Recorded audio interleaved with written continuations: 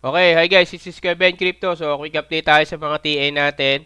So, ayun, check natin kung ano yung possible na mangyari kay BTC, ETH, XRP, and Solana. Then, ano yung mga upcoming news na pwede nating gawing basis dun sa technical analysis natin kung talagang tutuloy ba siya or mababasag yung support or resistance natin. Pero dito, yun, currently, nasa 4-hour time frame tayo. So, let's start on BTC.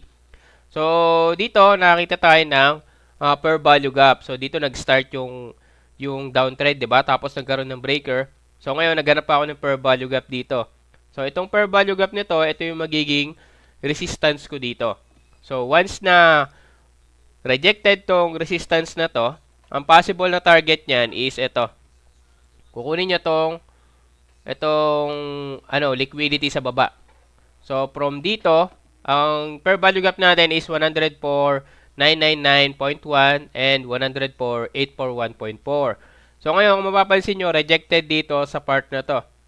So, nagkaroon ng rejection dito. Kaya, ang possible na target niyan is itong liquidity sa baba. Itong 103,075.6. Pero kung ito magkakaroon ng retest, tapos babasagin niya yan, ang possible na target niyan is ito, yung liquidity sa taas. So, once na mabasag tong liquidity per value gap dito, ang possible na target niyan is liquidity dito sa taas. Ngayon, once na mabasag yung ma-break tong liquidity sa baba, maghahanap ulit tayo ng maghahanap ulit tayo ng entry dito. So, yun. Ang natin dito kay BTC, so currently rejected. Ang expected ko dito, possible bumaba pa yung market.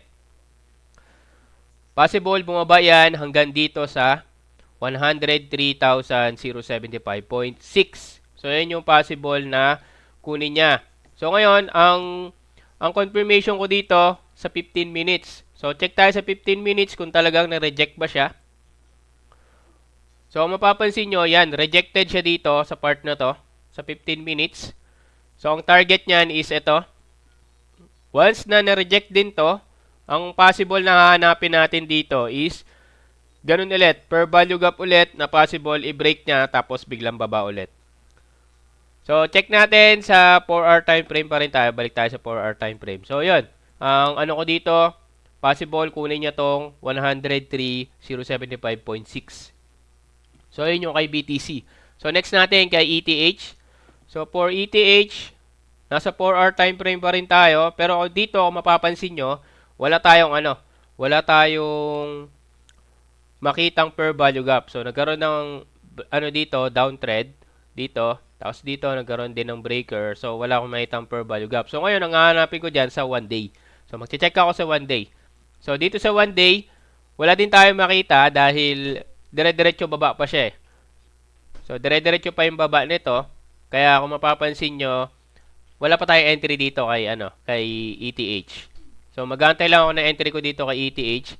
Pero ang possible na kunin yan, since nagkaroon ng, nagkaroon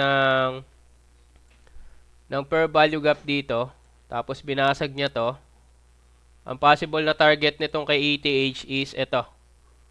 Itong liquidity sa baba. Yung 2,462.47.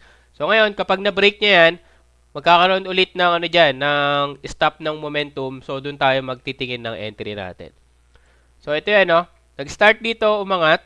Tapos dito, na-stop. So, ngayon, naghanap tayo ng per value gap. Ito yung per value gap natin. So, ngayon, aantayin natin kung mababasag to. Hindi, di ba? So, ngayon, nakita nyo, nabasag. Kaya, ang possible na target niyan, yung liquidity sa baba. So, possible, basagin nyo tong liquidity sa baba. Tapos, maghanap ulit tayo ng entry natin. So, ito yung target niya ni ETH. Ang support natin dito is 2462.47. So, once na na-reject yan, possible, babalik yan sa taas. Magkakaroon ng balik dito, bounce ulit sa sa per value gap natin dito. So, ngayon, yun kay ETH. So, wala tayong entry dito. Pero antayin natin kung talaga makukuha tong 2462.47. Pero possible kunin niya kasi rejected dito sa high time frame. So, next natin kay XRP. For XRP, nasa 4-hour time frame pa rin tayo. So, check natin dito kung ano yung possible na maging entry natin. Nasa 1 day pala to. So, check ako sa 4 hour. Mas maganda kasi kung medyo mababa lang din. So, sa 4 hour, yan, kung mapapansin nyo, nagkaroon dito ng ano, di ba? Nagkaroon dito ng uptrend, pataas. Ngayon, na-stop dito. Maghanap tayo ng per value gap dyan. So, ngayon, nakakita tayo ng per value gap. Currently, yan, ayan ang, approaching si market dito sa per value gap natin. Ang aabangan natin dito, once na mabasag to, itong per value gap na to, ang target niyan is ito.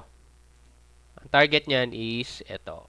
Itong 2.0780. Ayan yung target niyan. Pero once na rejected yan, ang target niyan, pwede tayong mag-target ng dito. Ito kasi ang possible na basagin yan. Itong taas na to. Sa 2.2061. So, possible balikan niya yan. Magkaroon ng breakout dyan. Pero kung babasagin niya itong per value gap na to, ang target niyan ito. Possible bumaba pa yung market. Papunta dyan. So, yan yung target niyan.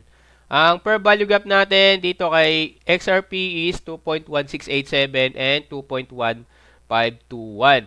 So, di pa natin masabi kung ano na to, kung breakout na to. Antayin muna natin matapos yung candle. And, yung sinasabi kasi nating breakout is magkaroon ng ano dito, ng candle na above or below dun sa below dun sa per value gap natin. So, hindi pa natin masabi kung rejected yan, kung breakout yan. Basta kapag breakout yan, ang target yan is ito. Ngayon, pagka nagkaroon ng nagkaroon ng breakout dito sa taas, kung rejected tong taas, ang next na target niyan is ito. Itong per value gap dito. Ito. Ayan yung target niyan. Ayan yung possible balikan niyan. Kasi wala pang breakout dito sa taas oh.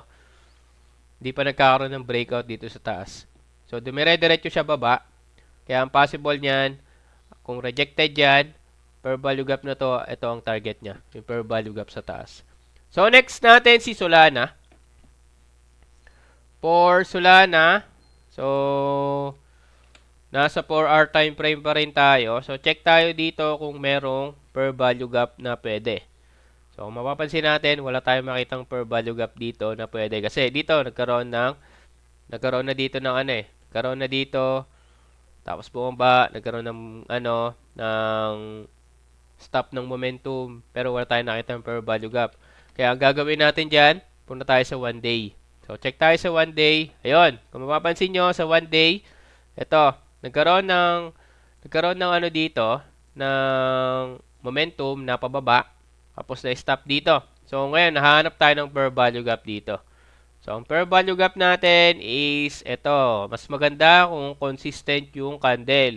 Ito yung possible na balikan ni Solana.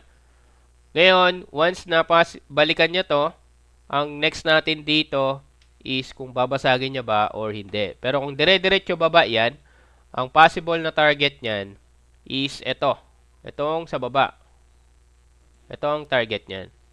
Kasi kung mapapansin nyo, yung dito siya nag-start So, nag-start dito, tapos nag-stop dito. Nagkaroon ng breakout. So, ito hindi pa nabe-break. So, ibig sabihin, hindi pa nagkakaroon ng breakout dito. So, nagkaroon ng change of character dito. So, ang possible na target niya, ito. Itong nasa baba, 141.453. So, kung hindi niya babalikan itong per value gap, ang possible na target niyan is ito. 141.453. So, yun lang. Ano ba, sa news naman? Ano ba yung possible na news? So, on June 2, bukas. So, meron tayong FOMC na na inaabangan dito. So, meron tayong 8 AM umaga. Tapos sa gabi meron din yon yung ISM Manufacturing PMI. So, check natin kung merong effect ba to sa Tapos 10:15 ng gabi meron din. FOMC naman, so si Logan naman ang yung magsasalita. Yung sa umaga, si Walter ang magsasalita. So, check natin kung ano yung possible na effect nito sa market. So, bukas, abangan natin. Umaga to. So, yun lang. Quick update lang tayo sa mga TA natin. So far, wala tayong entry ngayon dahil naghanap tayo ng confirmation natin. So, kay BTC, pwede tayo mag-entry pero dito, ginagawa ko, lang muna ako. Confirmation lang. So, antay lang muna ako ng confirmation. So, kapag kinuha niya to, once na rejected yan, possible, bumalik yung market dito. Pero ito yung target niyan, possible na target. Possible kunin niya yan kasi nagkaroon ng rejection dito. So, kung magkakaroon ng retest dyan, so abangan natin kung kung mabibreak ba to or magkakaroon ng rejected ulit. Possible kunin niya na to. So, ayun lang. Possible dyan. Retest. Tapos balikan tong kunin niya na tong liquidity sa baba. So, yun lang. Quick update lang tayo mga bossing. So, this is Kuya Ben Crypto. Peace out.